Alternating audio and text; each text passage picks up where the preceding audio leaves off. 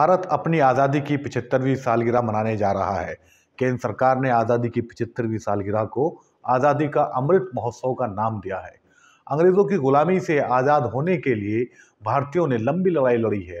आज़ादी के इस अमृत काल में हम ऐसे महान स्वतंत्रता सेनानियों की कुर्बानियों से आपका परिचय कराएंगे जिन्हें भुला दिया गया।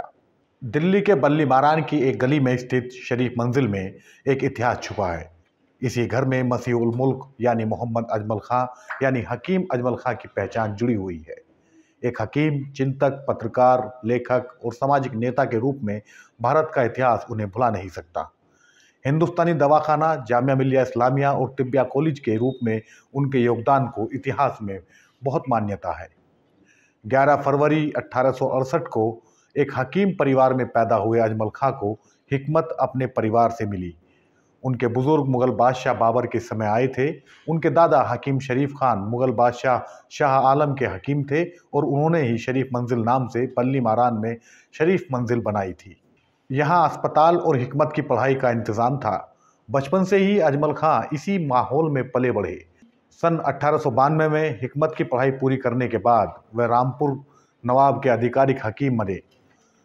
सन 1890 के समय उनकी हुकूमत का यह रुतबा था कि वह शहर से बाहर जाने पर 1000 रुपये फीस लेते थे, मगर दिल्ली में शरीफ मंजिल में आकर इलाज करवाने पर वह कोई पैसा नहीं लेते थे। हकीम अजमल खां के पड़पोते मसूर अहमद खां ने एक मीडिया साक्षात्कार के दौरान बताया था कि हमारे परिवार को खानदानी शरीफी कहा जाने लगा। शरीफ मंजिल की स्थापना के साथ ही गरीबों के इलाज को हमेशा मुफ्त रखा गया। जब अंग्रेजों ने आयुर्वेद और यूनानी इलाज पद्धति को चलन से बाहर करने का निर्णय लिया तो वह इसके विरोध में खड़े होने वाले सबसे बड़े व्यक्ति बनकर उभरे। पद्मश्री प्रोफेसर जिल्लुर रहमान ने एक इंटरव्यू में बताया था कि हकीम अजमल खां ने आयुर्वेद और यूनानी पद्धति को बचाने के लिए 1906 में ऑल इंडिया आयुर्वेद यूनानी तिब्बी कॉन्फ्रेंस नाम की एक संगठन की स्थापना की।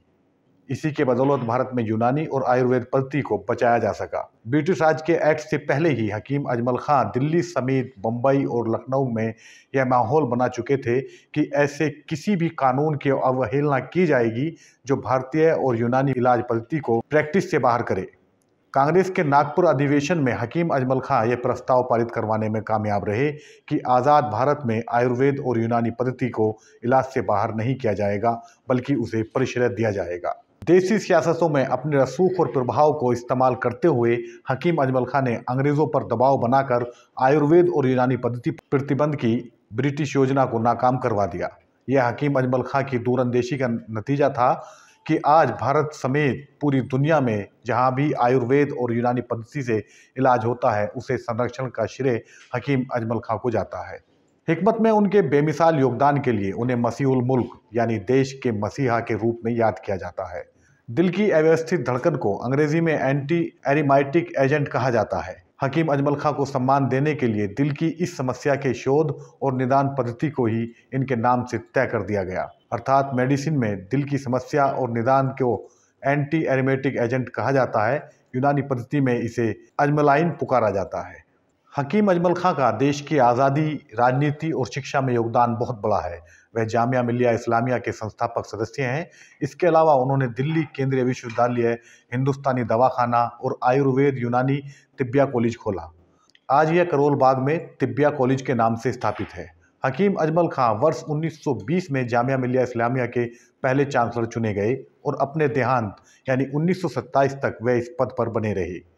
जामिया को उन्होंने अपने निजी धन और चंदे से बहुत मदद की। वह अकमलुल अखबार नाम से एक अखबार भी निकालते थे।